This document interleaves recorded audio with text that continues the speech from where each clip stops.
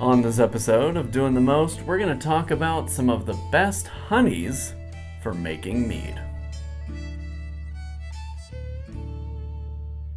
Homemade brews and various how-tos, everything from mead to roast, bake creation, fermentation, inebriation, doing the most. If you haven't made much mead, especially if you're just starting out in mead making, you're probably wondering what honey you should be using to make mead. Maybe you've gone down the grocery aisle at a Walmart and seen pure and simple honey, or maybe you've been looking through those fancy jars at the local Sprouts or Whole Foods, and you're trying to determine which honey you should buy. I decided to put together this short video so we can talk through some of the most common honey varietals you're going to find at grocery stores and online, and some of the best ways to put them to use. First, let's talk about basic honeys, wildflower and clover honeys. These are generally going to be the cheapest honeys that you find at the grocery store also. Wildflower and clover honeys are relatively neutral in flavor. They taste kind of like honey. Some people would describe the flavor as honey bear honey, that real basic neutral honey profile. And the good thing about that neutral profile is it a little bit can go with anything. It's a flexible honey. Clover and wildflower honey is usually on the cheaper side also of honey varietals that you may find. So usually you can get it for like $3, maybe $4 a pound, depending on the quantity that you're buying it in. And if you see local wildflower honey at like a really high markup, like $10, $12 a pound, I would question whether or not that's worth paying for, because you can probably find better prices somewhere else. And that's another great thing about clover and wildflower honey is that it's usually locally available. Check out your local farmers markets, small family grocery stores, and again, some of those bigger chain grocery stores, and you're gonna find some pretty good wildflower and clover honey available. These are great honeys for practicing on traditional meads. Again, because they're inexpensive, so you don't have a lot of cost out to do some of those experiments, and it helps you hone your skills before you maybe move on to more expensive varietals of honey. Fruity honeys. Typically, we're talking about orange blossom, blueberry blossom, and cranberry blossom honey in this category. Cranberry blossom may be a little bit more difficult to find. Blueberry blossom is starting to become more and more abundant, it seems. I'm starting to see that all over the place. And orange blossom honey is fairly ubiquitous. You can kind of find that anywhere. And each of them has a very characteristic fruity note in the honey profile. Now, it may not taste exactly like oranges, it may not taste anything like blueberries or cranberries, but it's gonna have a big fruity note that you can play with whenever you're making your mead. These honeys make some wonderful traditional meads and hydromels. The character can really cut through and shine, so it can give you some practice in your triforce of balance. Another good thing fruity honeys are great for is white wine pyments. Pyment is a mead made with grape juice and honey. And fruity honey, especially like orange blossom honey, goes really well with white wine grapes like Riesling or Chardonnay. Or you can cheap out and use Juicy Juice or Welch's and get a pretty good product too. And we actually have a video on doing a grocery store white wine pyment you should check out. Next up are the rich honeys like alfalfa, macadamia nut, and tupelo. Now, each of these honeys is a little bit different from the other, definitely carries different characteristics, especially in a traditional mead, but each of these has a big and rich honey profile, not a light and airy honey profile. However, they're all also still kind of neutral, maybe with the exception of tupelo, which kind of carries a little bit of a candy note to it.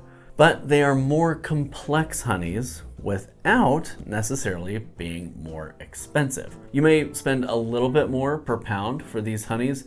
However, you're gonna get more complexity, more richness, more density to the honey profile than you would with something like a wildflower or clover honey. For richer honeys, I like to recommend traditionals, obviously, but also things like melomels, so fruited meads, or metheglins, so spiced meads. Think about doing maybe an alfalfa blossom mead with some warm spices, cinnamon, nutmeg, clove in secondary. So you're having a rich honey profile going in, but also you're backing that up by some nice big warm spices.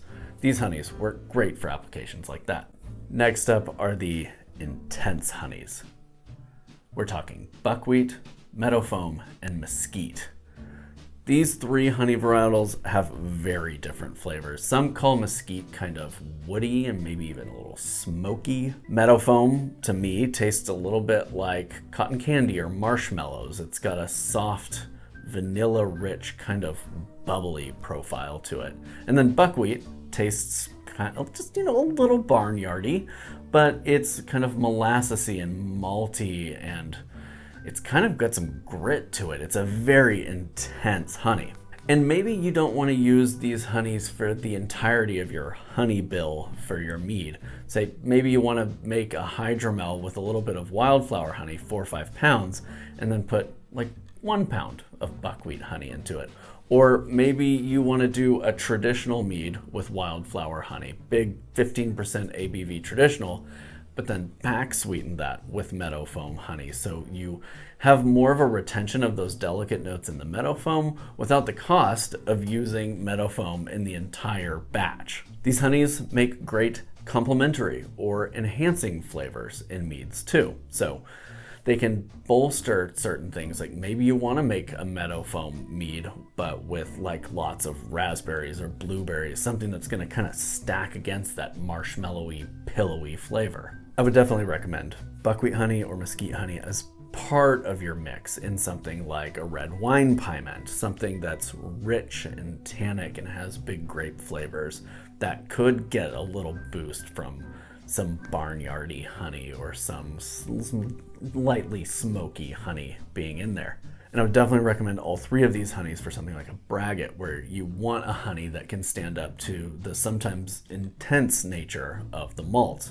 Like a stout would be great with some meadowfoam honey in secondary, so you get a nice soft ferment on that, but you get some of those marshmallowy, vanilla-y, gentle notes that can kind of hang out side by side with that chocolatey, rich, malty stout. And then we have our budget honeys, and here we're talking about baker's honey or melter honey.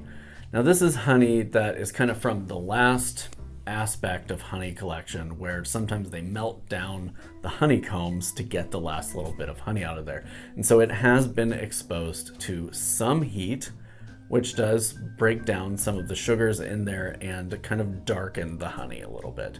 And that's why bakers would use this honey, because it's already gonna get a ton of heat applied to it in something like a loaf of honey wheat bread. But generally, this stuff comes out appreciably cheaper than just regular wildflower or clover honey. So if you're gonna do something like a bochet, where you're gonna be caramelizing the honey anyway, or a braggot, where some lightly caramelized notes might be an enhancement or might just go unnoticed in there, or even if you're gonna do something with some big, bold red fruits where that flavor might be complementary, you can get away with using baker's or melter honey in those applications. And if you're going to be doing a lot of bochets specifically, definitely look for baker's or melter honey. Usually you can find it 20, even 30% cheaper than wildflower clover honey. And like a pail of it I've seen before, now pre-shipping, but 60 pounds for like $130. So even if it's like 60, 70 bucks shipped, that's $200 for 60 pounds of honey. If you're going to be caramelizing it anyway, why not?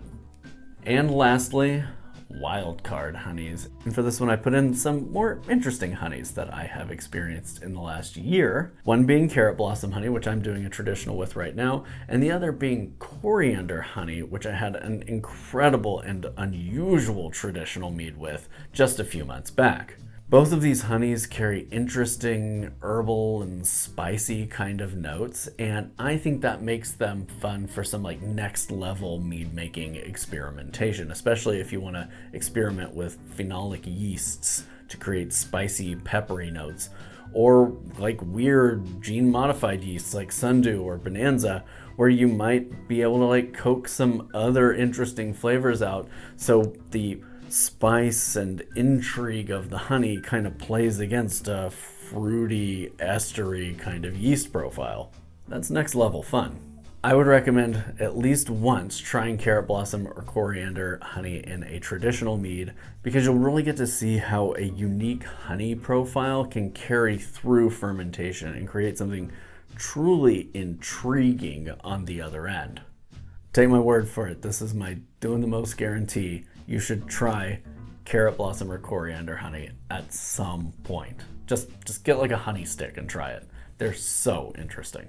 I'm curious, your thoughts. What honeys maybe did I miss on this list? I've tried a lot of different honey over the last few years, definitely tried a lot of traditional meads over the last few years.